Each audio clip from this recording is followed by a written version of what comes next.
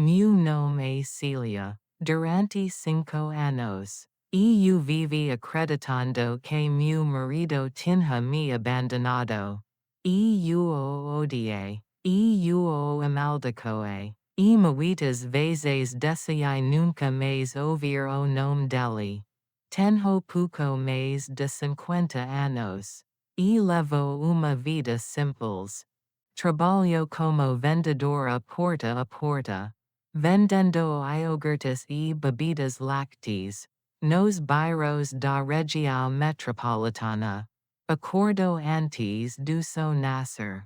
Preparo tudo silêncio. E saio para trabalhar. As pessoas dizem que eu sou forte. Mas a verdade é que eu apenas continue vivendo.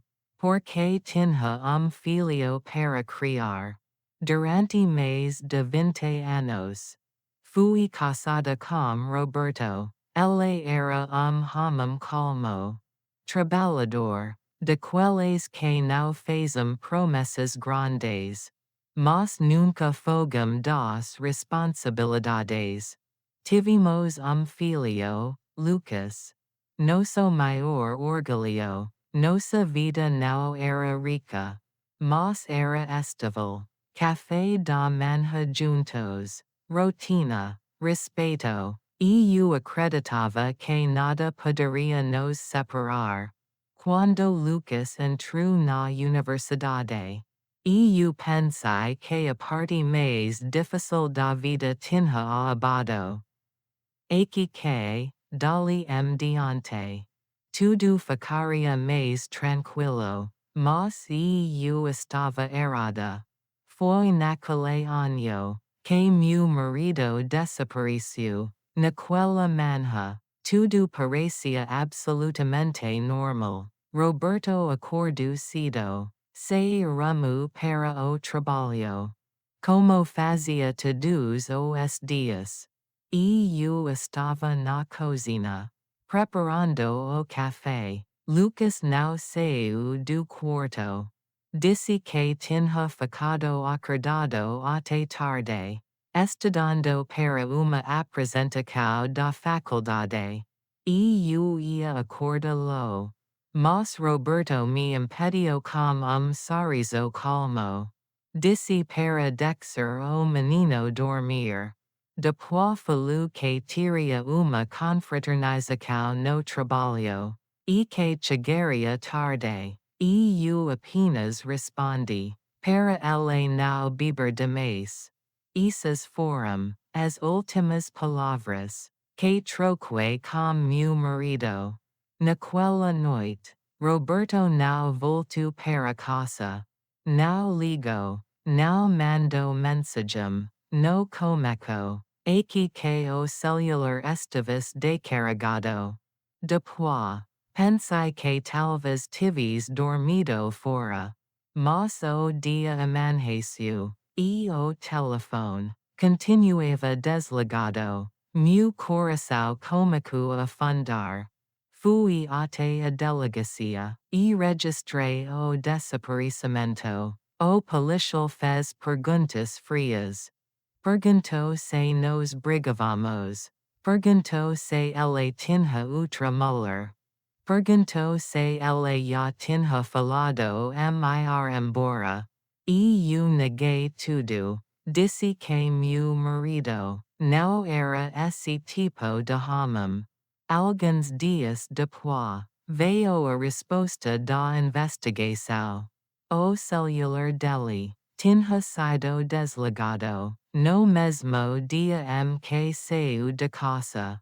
Depois disso, nenhum sinal. E então, eu descobri algo ainda pior.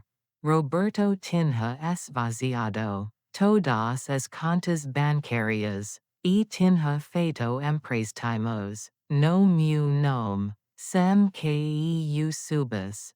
O valor era alto, muito alto. Naquele momento, uma ideia cruel tomou conta da minha mente. Ele não tinha desaparecido. Ele tinha fugido. Com dinheiro. com tudo planejado, e tinha me deixado para trás. Com dívidas, vergonha, e filho para criar sozinha. Naquela noite, eu corei até não ter mais forças. Eu o odiei, mas, ao mesmo tempo, uma parte de mim ainda esperava que tudo aquilo fosse apenas pesadelo. Aquilo foi só o começo. Porque 5 anos depois, quando eu achava que esse passado estava enterrado, uma ligação mudou tudo. Durante 5 anos, eu tentei seguir frente. Trabalhei sem parar. Fizesse sol ou chuva. Eu saía cedo de casa. Para vender meus produtos. Meu filho precisou trancar a universidade. Foi trabalhar obra. Carregar peso. Ganhar pouco. E chegar casa exausto. Eu fazia o que podia. Limpava casas. Lavava louca restaurante. Depois comecei a vender porta a porta. Tudo para pagar dívidas. Que eu não tinha feito. Mesmo assim, eu nunca deixei de procurar meu marido. Liguei para parentes, amigos antigos, colegas de trabalho dele. Ninguém sabia de nada. Com o tempo, a polícia encerrou o caso. Disseram que ele tinha sido por vontade própria. Que não havia mais o que investigar. Naquela noite, eu corei até faltar ar. Eu me sentia enganada. Usada. Descartada. Como alguém consegue viver 20 anos ao seu lado. E simplesmente desaparecer? Meu filho me abracou silencio. E naquele dia, ele se tornou adulto. Os anos passaram rápido demais. Minha sogra adoeceu. Como que esquecer tudo? Perguntava pelo filho todos os dias. Eu precisava trabalhar. Então a deixamos uma instituição. Mesmo assim, eu rezava para que ela vivesse mais pouco. Mas ano depois, ela faleceu. Até o último dia, ela perguntava: onde está meu filho? Meu marido não apareceu no velório. Nem uma flor, nem uma mensagem. Naquele dia, eu o odiei mais do que nunca. Depois disso, meu filho foi servir o exército. E eu fiquei sozinha.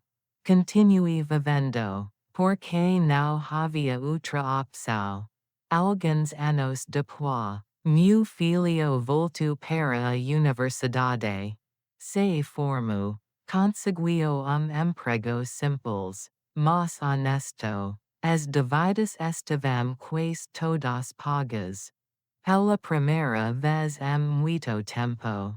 Eu consegui respirar. Aqui que o pior já tinha passado. Mas foi justamente aí que o passado voltou. Era uma tarde comum. Eu já tinha terminado o trabalho. E estava indo para casa. Quando meu telefone tocou, era Rosana, uma amiga da infância. Ela administrava uma pequena pousada. No interior, nos conversávamos de vez em quando. Duas mulheres sozinhas, tentando sobreviver. Mas naquele dia, a voz dela estava diferente.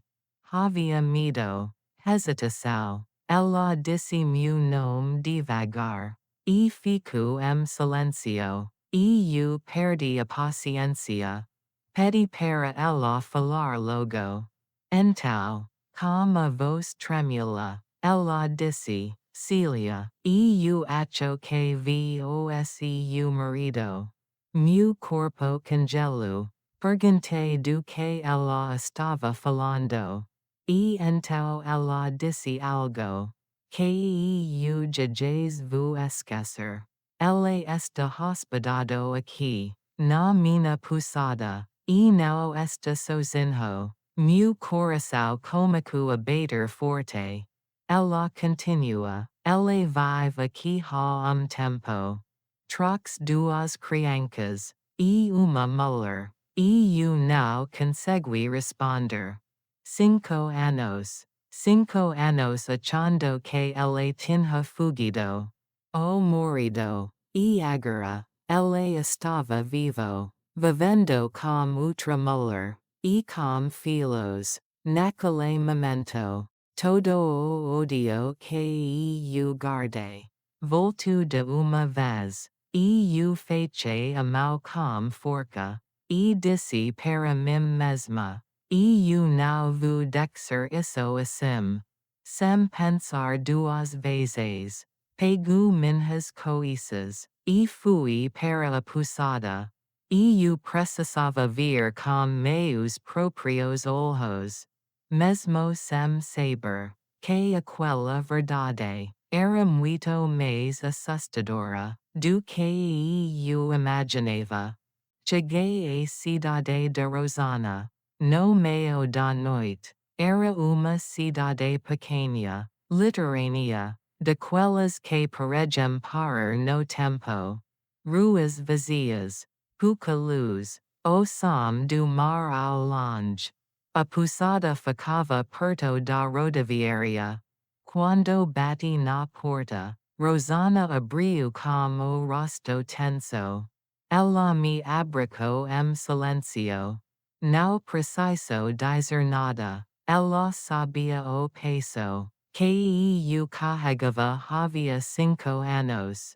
Entramos. Ela me ofereceu café, mas eu recusei. Meu estômago estava fechado. Meu corpo inteiro tremia. Sentamos na pequena recepção. O lugar era simples, limpo, com cheiro de sabão. Rosana respirou fundo. Antes de falar, disse que precisava me contar tudo.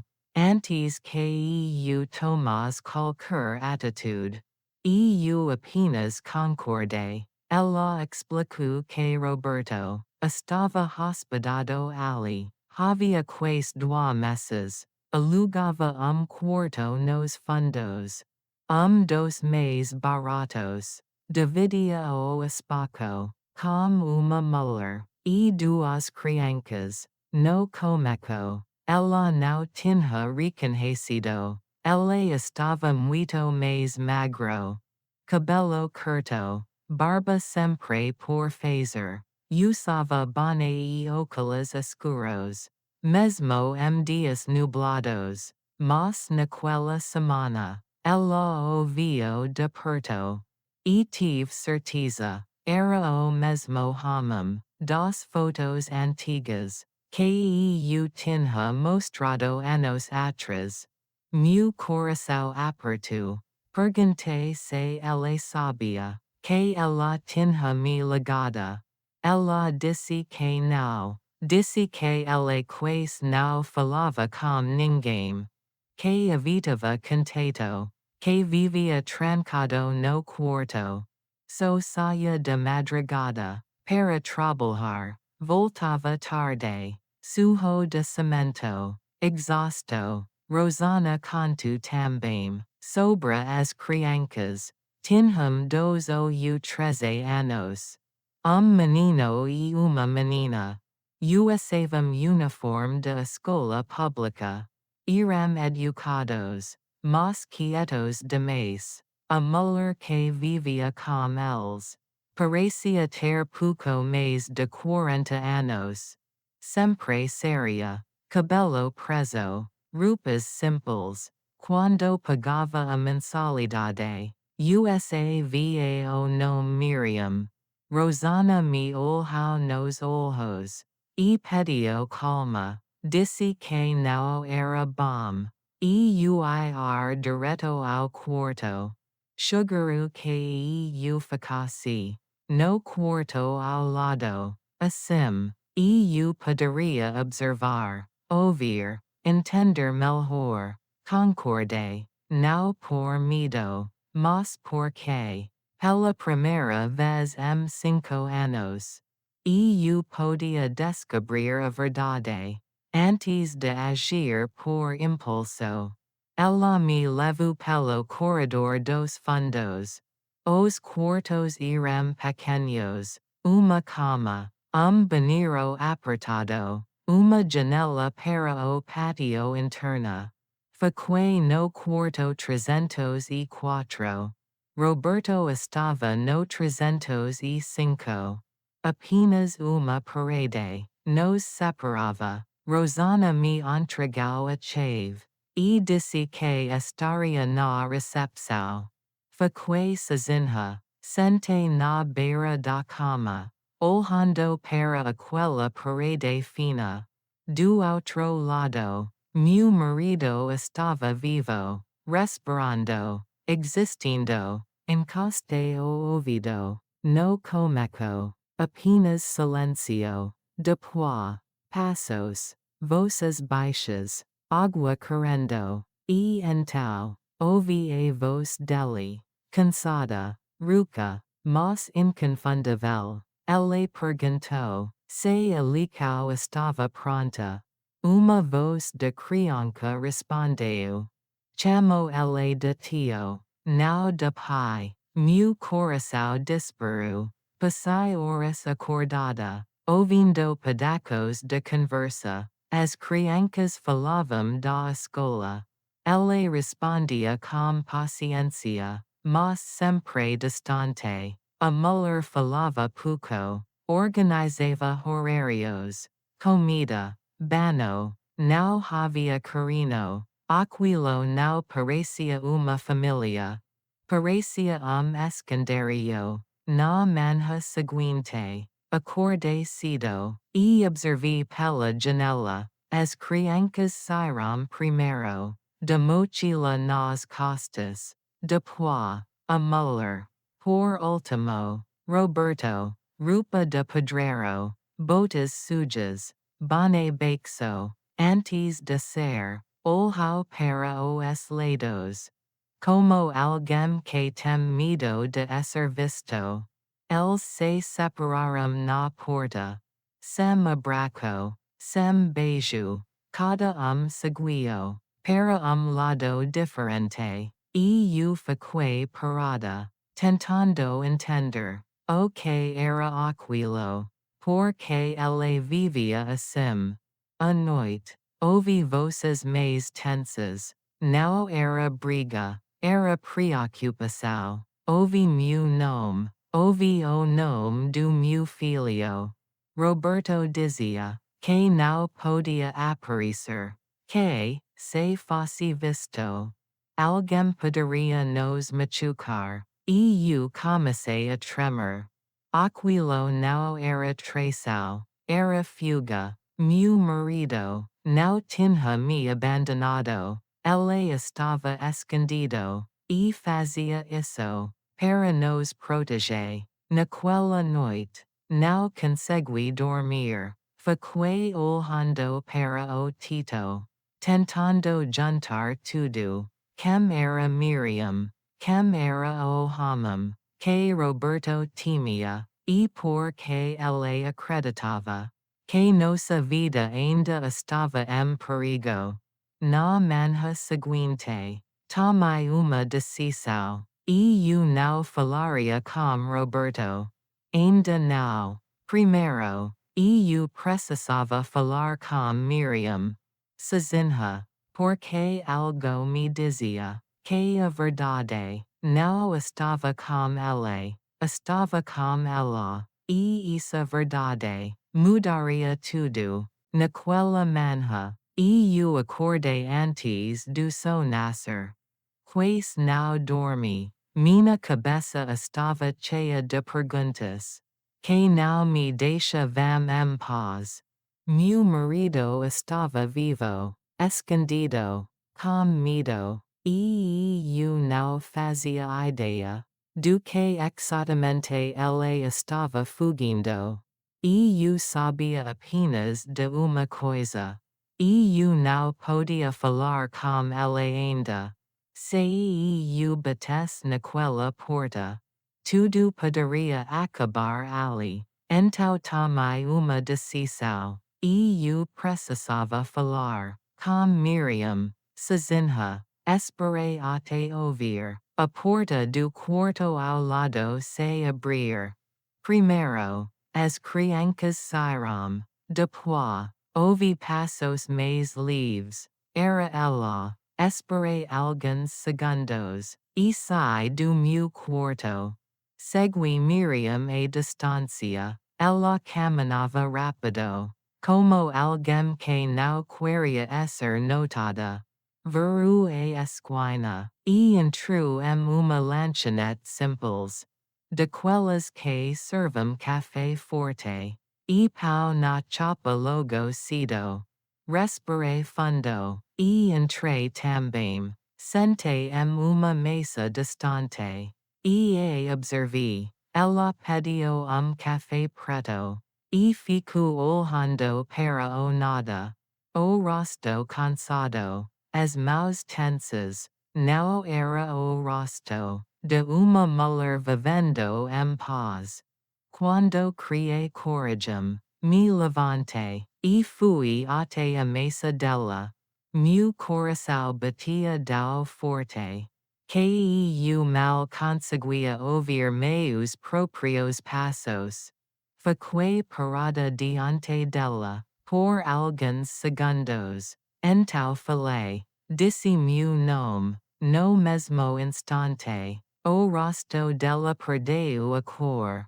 Ela me olhou, como se tivesse visto fantasma. As mãos começaram a tremer. Ela tentou se levantar, mas as pernas não obedeceram. E eu pedi para ela sentar. Disse que não estava ali para brigar. Disse que só queria ouvir a verdade. Miriam demorou a falar. Olhou ao redor. Baixou a cabeça. Então começou a chorar. Não era choro alto.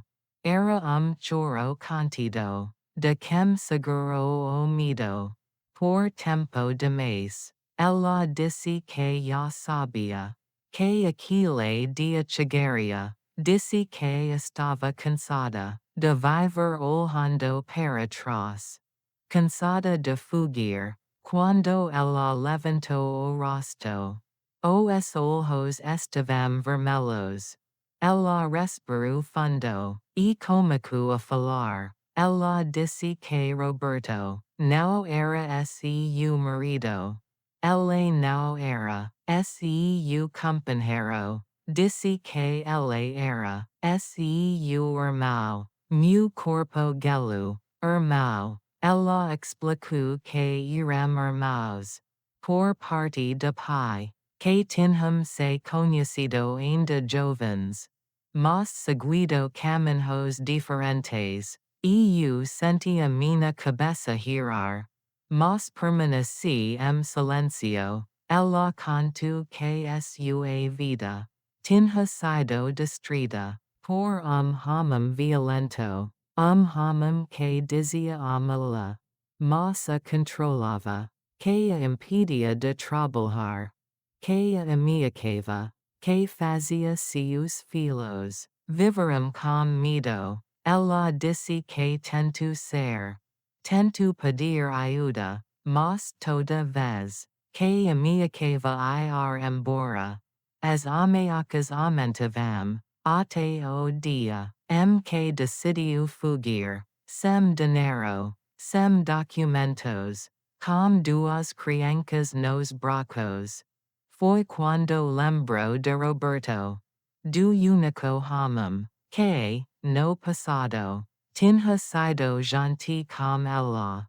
Ela disse que procurou Roberto, não para destruir uma família, mas para sobreviver.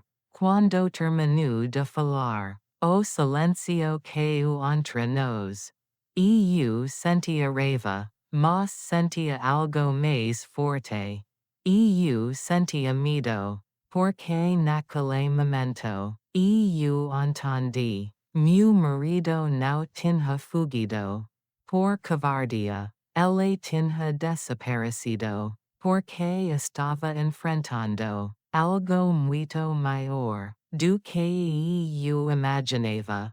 E aquela história estava longe de terminar. Eu saí da lanchonete com as pernas bambas. Eu queria gritar.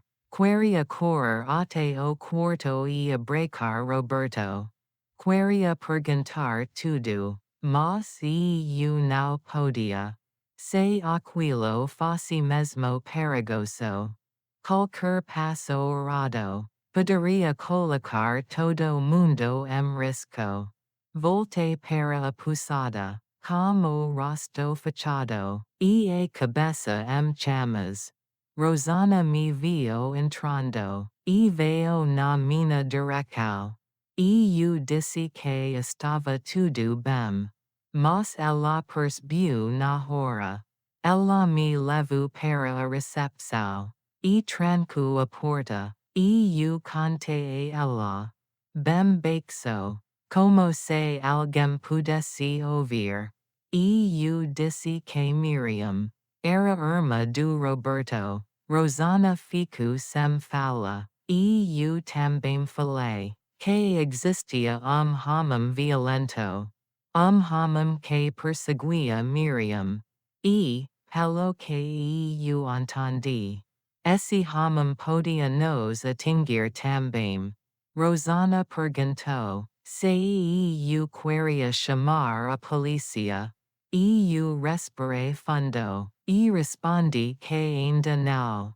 Porque, naquele momento, eu não tinha provas. Eu tinha apenas medo. Naquela noite, eu voltei para o quarto 304. Eu queria dormir, mas meu corpo não deixava. Deitei na cama, e encostei o ouvido na parede. Dessa vez, eu ouvi mais do que antes. Ouvi a porta do 305 abrir. Ouvi Roberto entrar devagar, como quem carrega o peso do mundo. Ele falou com as crianças. Não tão baixo e cansado. Perguntou se tinham comido, se tinham feito alicau. E então, a voz de Miriam apareceu. Ela não parecia brava, parecia desesperada. Ela disse que não aguentava mais fugir. Disse que as crianças estavam crescendo com medo. Roberto respondeu que ainda não era hora.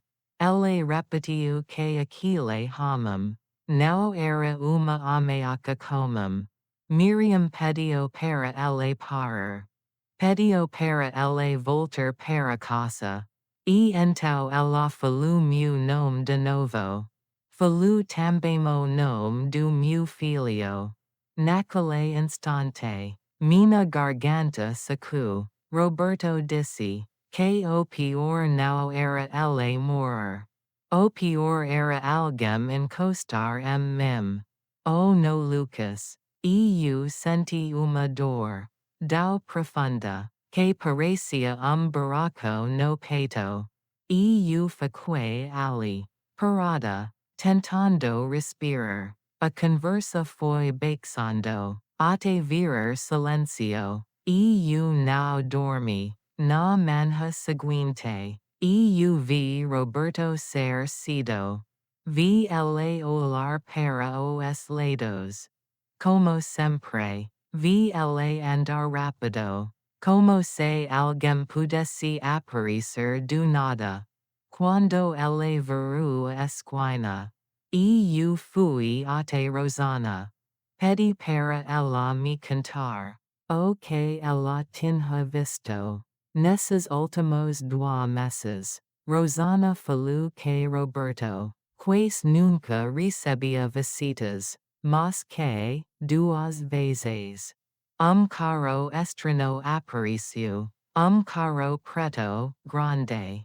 Ficava parado na rua, por alguns minutos. Depois ia embora, sem dizer ninguém, sem falar com ninguém. Na primeira vez, Rosana achou que era engano. Na segunda, ela teve certeza. Não era turismo, era vigilância. Quando ela me contou isso, eu senti gelo na espina. Era como se alguém estivesse esperando. Esperando o momento certo, para atacar. Naquela tarde, Miriam voltou do trabalho, com o rosto mais pálido do que o normal. Ela entrou no quarto, e trancou a porta. As crianças ficaram quietas. Eu ouvi Miriam falando com Roberto. A voz dela tremia. Ela disse que tinha visto o carro de novo. Disse que tinha visto homem. Do outro lado da rua. Homem alto. Homem com o olhar duro.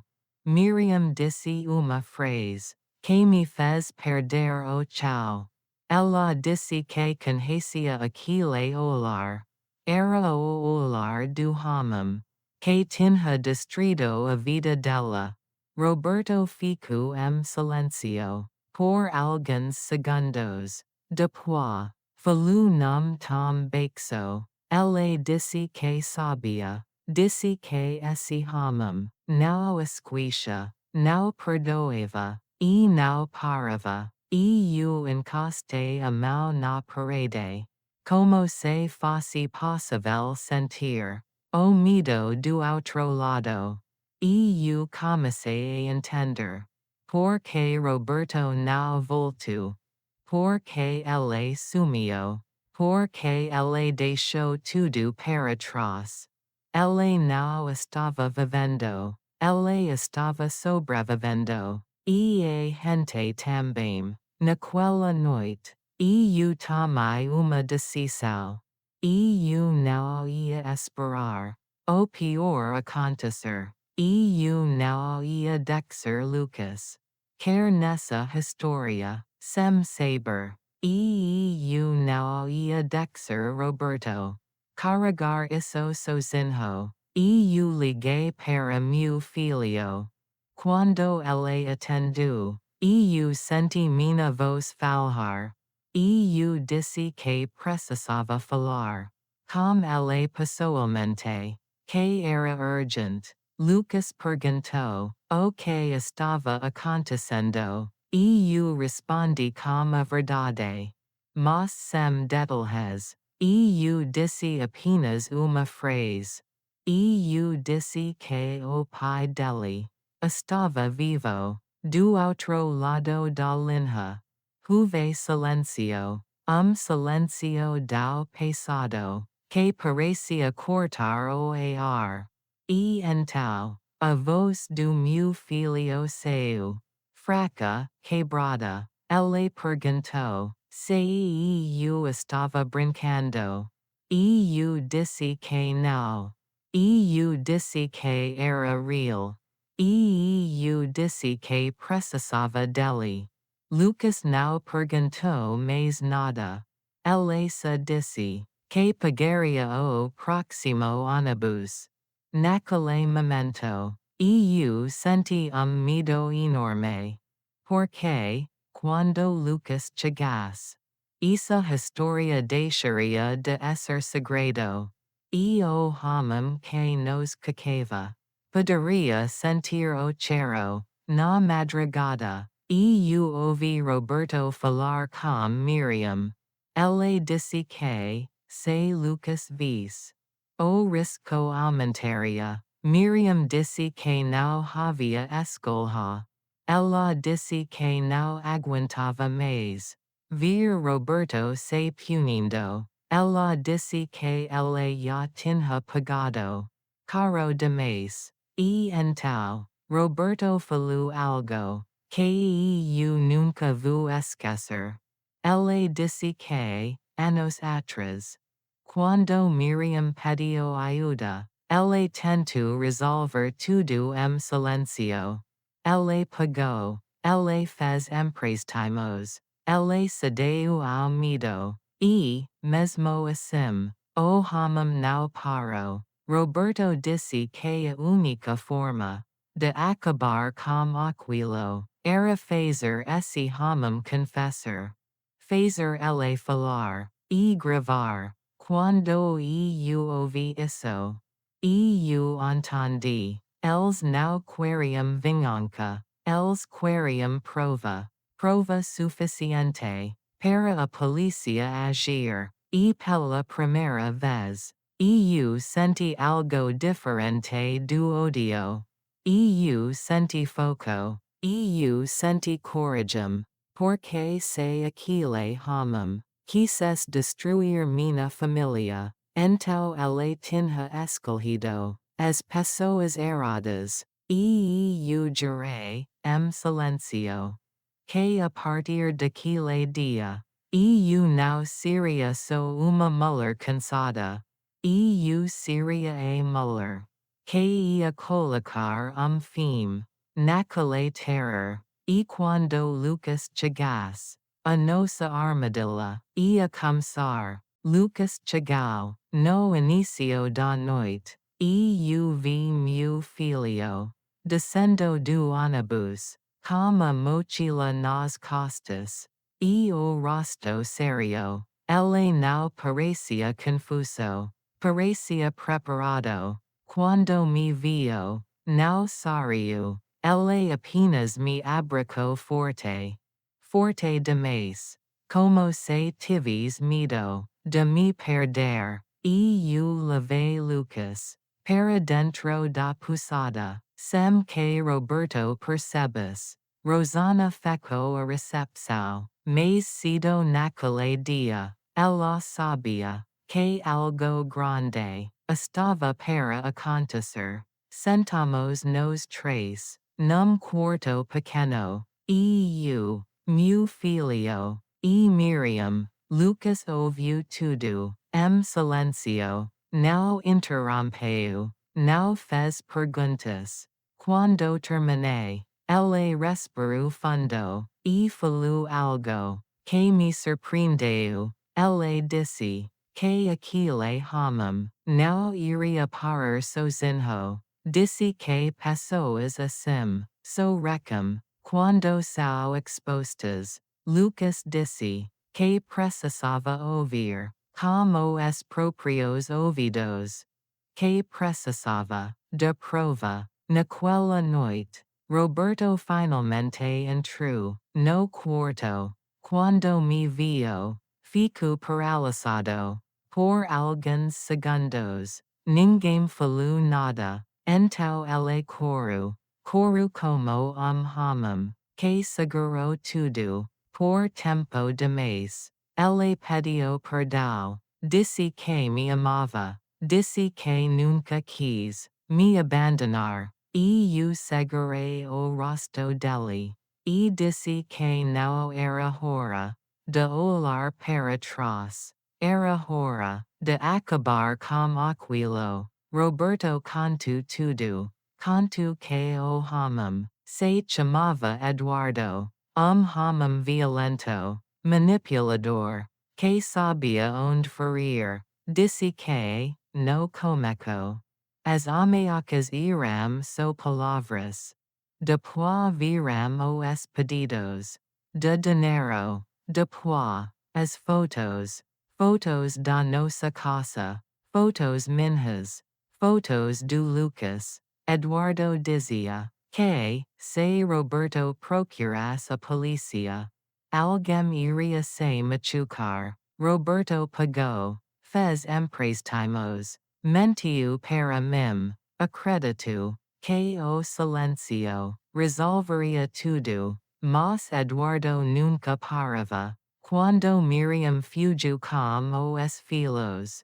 Eduardo Giroux, que iria cacalos, até o fim. Roberto disse, que a única forma de encerrar aquilo era fazer Eduardo confessar tudo, as ameaças, o dinheiro, a perseguição. Lucas ouviu atento, então falou, ele disse, que conhecia jeito simples, perigoso, mas eficaz. Ele disse, que Eduardo era movido, por controle, por poder, e que, se acreditasse, que tinha vencido, falaria demais. O plano era arriscado. Miriam faria contato. Ela diria, que não aguentava mais fugir. Que queria voltar. Que estava pronta, para obedecer. Eduardo precisaria se sentir, no comando. Precisaria falar, e tudo seria gravado. Roberto hesitou. Disse que não colocaria. Miriam riscou outra vez.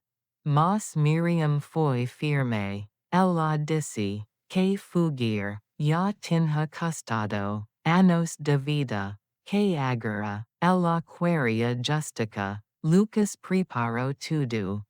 Gravador pequeno, discreto, quase invisível. Ele testou o som, testou a bateria, testou 3 vezes. Rosana concordou, chamar a polícia, assim que tives prova. Naquela madrugada, Miriam ligou para Eduardo. O telefone ficou, no viva voz.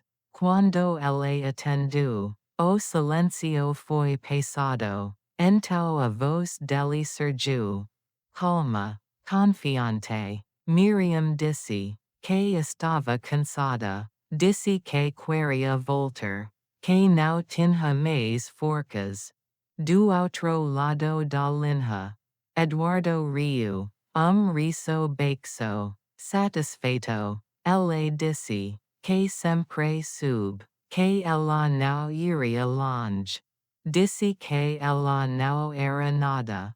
Sem ele. Disse que Roberto tinha se metido, onde não devia. E então falou algo, que fez o sangue gelar nas minhas veias. Ele disse, que sabia, onde Lucas estudava, que sabia, os horários, que ninguém se escondia, para sempre. Lucas apertou os punhos, mas mantive calma. Miriam continua falando, pediu para se encontrar. Eduardo aceitou. Marcariam o lugar, no dia seguinte. Quando a ligação terminou, ninguém falou nada. O plano estava movimento. E não havia mais volta. E eu olhei para meu filho. E percebi, aquilo não era mais o menino, que carregava sacos de cimento. Era homem. E ele estava disposto a proteger a família. Naquela noite, e eu quase não dormi. Porque eu sabia, no dia seguinte, o cacador ia achar que tinha vencido, mas, pela primeira vez, a armadilha não era dele, era nossa. O encontro foi marcado para a tarde do dia seguinte. Lugar simples. Parque pequeno. Perto da rodoviária. Movimento suficiente para não levantar suspeitas. Mas aberto o bastante para alguém se sentir no controle. Miriam saiu sozinha. Ela vestia roupas simples, sem maquiagem, cabelo preso. Parecia cansada.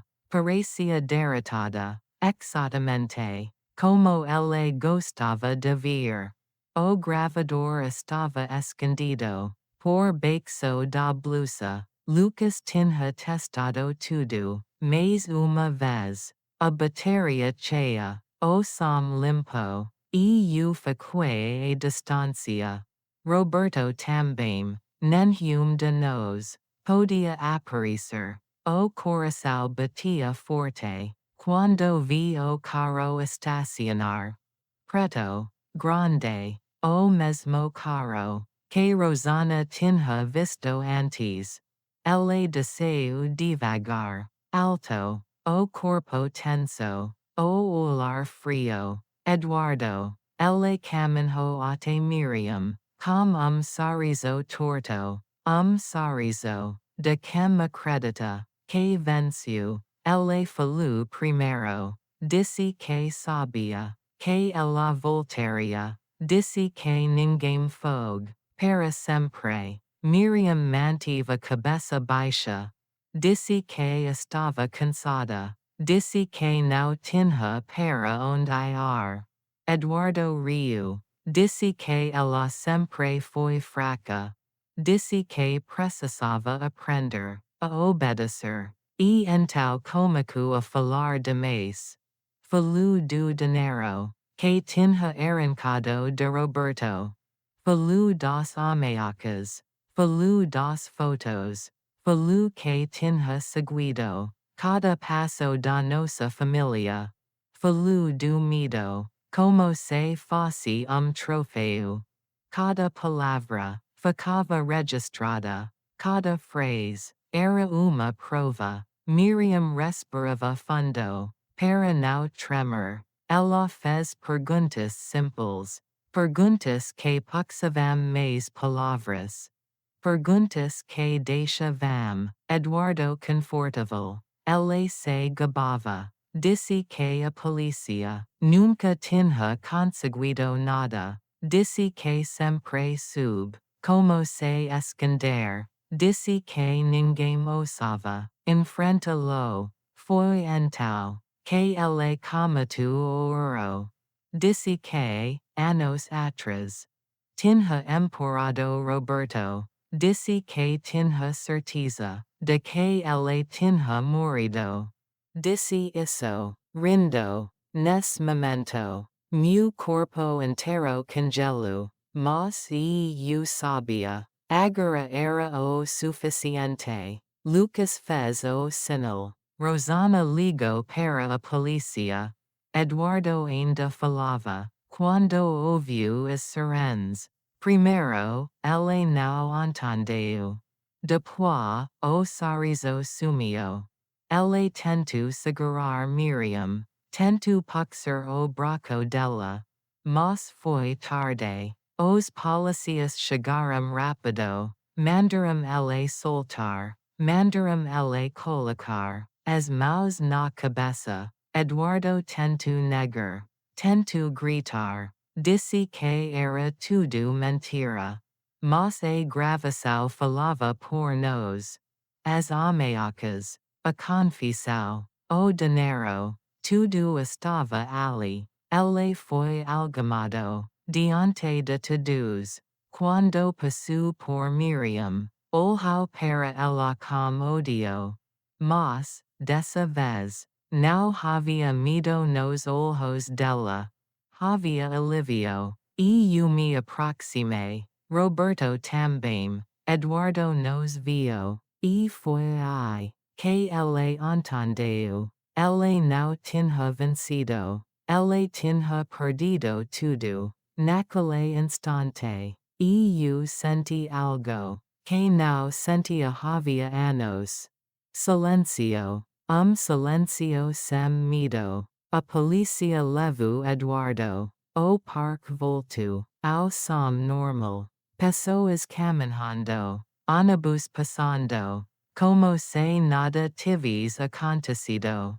Mas, para nós, tudo tinha mudado. Eu abracei Miriam. Roberto abracou Lucas. Meu filho chorava. Não de tristeza, mas de descarga. De fim. Naquele dia, o homem que nos cacava.